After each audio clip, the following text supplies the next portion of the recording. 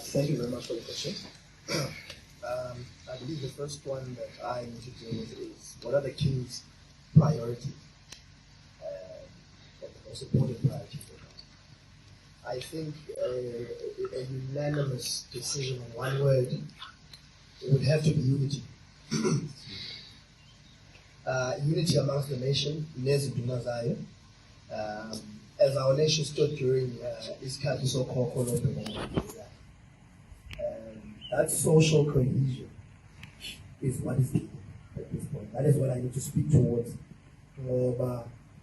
That deficit of 125 years of a lack of one particular type of leadership, which is Ikongani Ingozi, has really dealt a hard blow in terms of our social cohesion.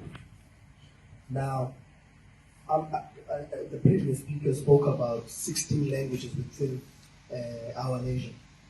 We're talking Penda, we're talking Xhosa, we're talking isiZulu, we're talking, and so it goes.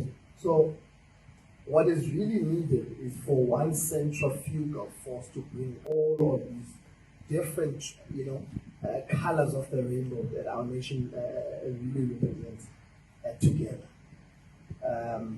So I think let's talk about that as a priority more than anything, as a point of departure for me and for my inner council as well. Yes. And then another question: how will the king be effective ruling outside of the country? I'm a firm believer in if you're given lemons, you make lemonade. First and foremost, we have constitutionally recognized chiefs. I believe that was already mentioned. So I am not a king and a king unto myself and a king on my own. We have arms of the kingship. Izinduna are an integral part of that. These are gentlemen who are knowledgeable, who are well vested in the needs of our people, who are already on the ground, whom I work with. So any communique or any decision that needs to be made is not made purely by Bulelani, or purely by Chief Liwe, or purely by any other chief for that matter. It is a case of us communicating what the people have communicated to us to the powers that be. So I do not at all believe that this is a travesty to the point where we can't do anything about it. My belief is that I am a king of the people, and borders do not necessarily matter. As much as they are a constitutionally recognized element, they are a colonially constitutionally recognized element. So we cannot forget that. We cannot say that purely because that affects government, it should affect how we do our issues of service delivery to our people. So my duties, I strongly believe that is just a bureaucratic thing. There's no physical border that I've ever seen. I've never seen a wall, unless you are in Mexico going over to America in the near future. But there's no physical wall. It's human beings interacting as they see fit. So let us just not be confined to an element that does not actually physically exist too much. That's of course in the execution of our duties. Because wherever my people are, South Africa, be it the UK, be it Zambia, no matter, I am wherever they are. So I am not a king of a particular hut or a particular palace. No, I'm a king of Abantu Abaphilayo, Abaphefumulayo. They breathe, they think, they eat. So let us not worry too much about those kind of challenges. And as it stands, for an example, I've been invited by the United Nations to their summits, on their monthly summits, focusing on traditional leaders and how they can make decisions that can help women and children across the continent.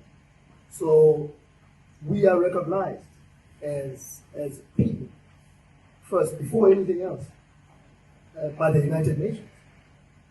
So our voice is heard and it's felt, it's heartfelt. So we are not under any constraints as people might perceive it to be. Yes, we have our challenges, but it's not dilapidating. We're not finished here. This is merely the beginning, in fact, of our job moving forward as we go from strength to strength. And another thing we must remember is that I'm not banned from the current Zimbabwe. I'm not banned. I can travel anytime. If there's something that I need to attend, a meeting of any sort, I can attend. I can visit the country at any time until the reigning government deems it wrong, I guess. So let us not confuse what my duties are and how I do them and package them into one thing. Then,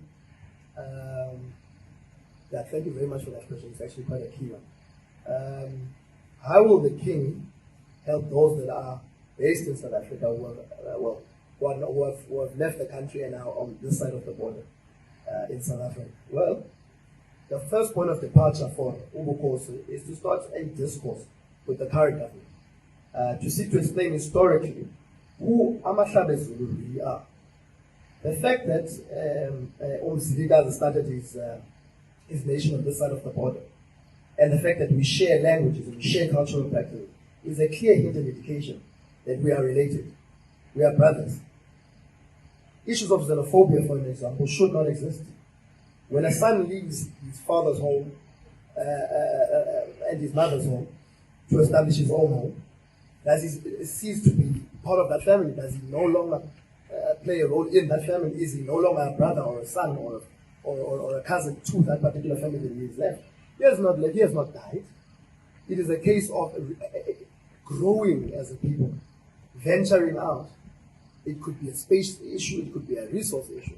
Whatever Mzilikazi had in his mind for wanting to move out and check north and up north is something that had to do with his time. Our time is now.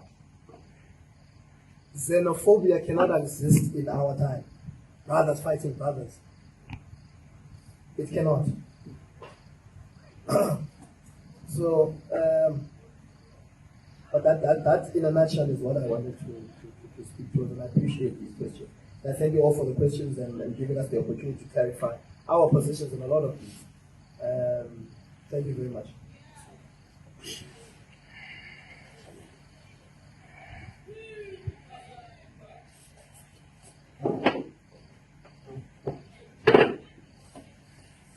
Okay, clearly, with the time and the stage where we are, I think we've come to the end of this conversation today. I would like to thank all of you heartily for making time and effort to attend this briefing. And I would be grateful, especially to Abatala betu kaMzilikazi, Bulelani, Mbulazi, now in the visit. Siyabonga abantu abadala for today, and let's hope these conversations will continue and we'll have an opportunity to exchange, enrich each other and inform each other in the way that we did today. Thank you so much.